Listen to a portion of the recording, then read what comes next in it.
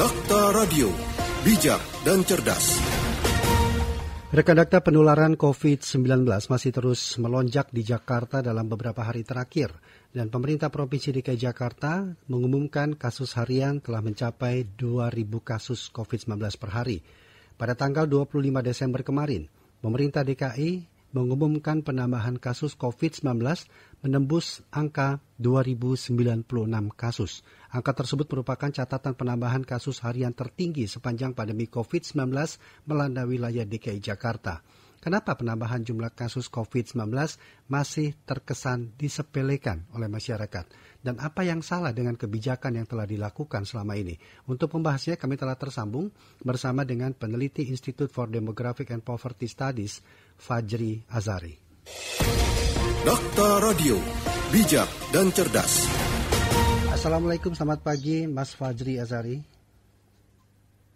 Waalaikumsalam, selamat pagi Mas Rudi. Iya, kabar buruk untuk hari kemarin tercatat 2.096 kasus untuk wilayah Jakarta dan itu merupakan kasus tertinggi harian selama pandemi terjadi hampir 10 bulan ini. Anda melihat kenapa masih belum bisa kita membendung atau menekan penyebaran COVID-19?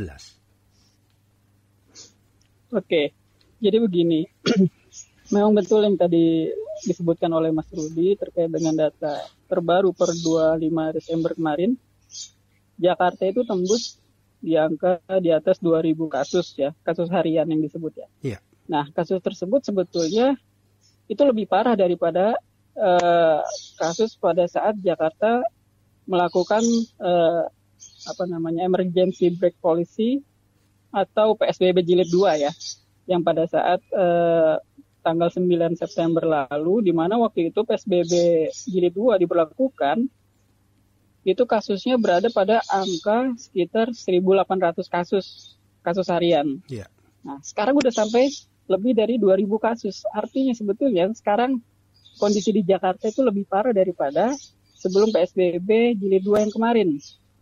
Nah, di situ sebetulnya ada pertanyaan di mana komitmen pemerintah daerah, terutama di DKI Jakarta, dalam menanggulangi pandemi COVID-19.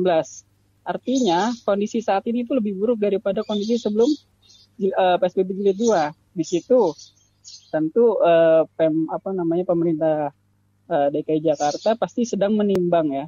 Yang dimana kalau saya lihat perkembangannya di media, Jakarta masih terus memberlakukan PSBB transisi. Di mana pada saat PSBB transisi ini, kalau kami hitung dalam sebulan terakhir, pada saat ini kami menghitung dari 23 November sampai 23 Desember, itu terjadi peningkatan kasus aktif sebesar 32%. Nah, di sini letak akar masalah di mana DKI Jakarta per kemarin itu menembus angka 2.000 kasus untuk kasus aktif harian atau kasus positif harian, seperti itu, Mas Rudi. Artinya PSBB transisi yang selama ini dijalankan tidak menjawab keberhasilan untuk menekan kasus harian COVID-19. Begitu Mas ya? Betul banget Mas Rudi. Sebaliknya, pada saat diberlakukan PSBB jilid 2 yang dari tanggal 9 September sampai 12 Oktober kalau nggak salah, itu terjadi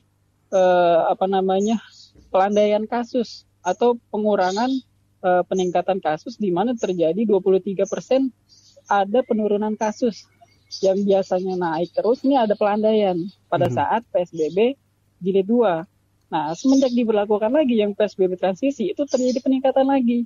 Artinya di situ ada bukti secara data atau secara empiris terdapat sinkron atau kaitan antara kebijakan yang diambil oleh Pemprov DKI terkait dengan rem darurat dengan PSBB transisi. Ketika rem darurat, kasus cenderung melandai atau bahkan turun.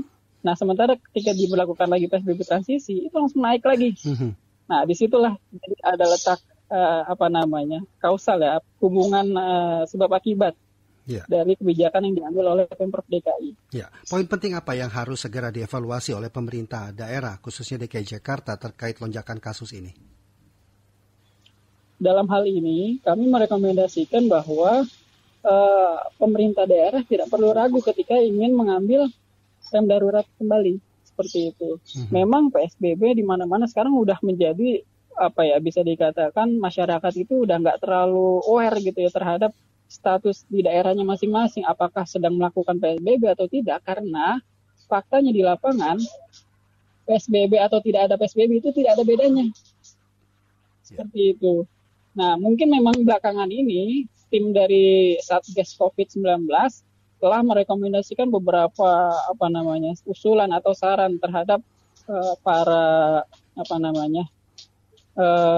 penduduk yang ingin melakukan pergi atau aktivitas dari kota antar kota seperti itu, atau keluar kota. Nah, di situ Satgas juga melihat bahwa di sini ada kecenderungan di mana ketika kita menghadapi long weekend itu selalu berhadapan setelahnya 10 sampai 14 hari kemudian setelah long weekend itu berlalu ada lonjakan kasus seperti itu. Kalau prediksi dari teman-teman yang ada di Satgas Covid tingkat pusat itu terjadi 2 sampai 3 kali kelipatan kasus dari saat ini seperti itu. Kalau untuk kasus nasional ya, kalau kita lihat itu dalam waktu sebulan terakhir terjadi lonjakan kasus sebesar 39%. Seperti itu. Nah, di sini kami juga melihat ada hal yang misunderstanding gitu ya terhadap data dan kebijakan yang diambil oleh pemerintah seperti itu.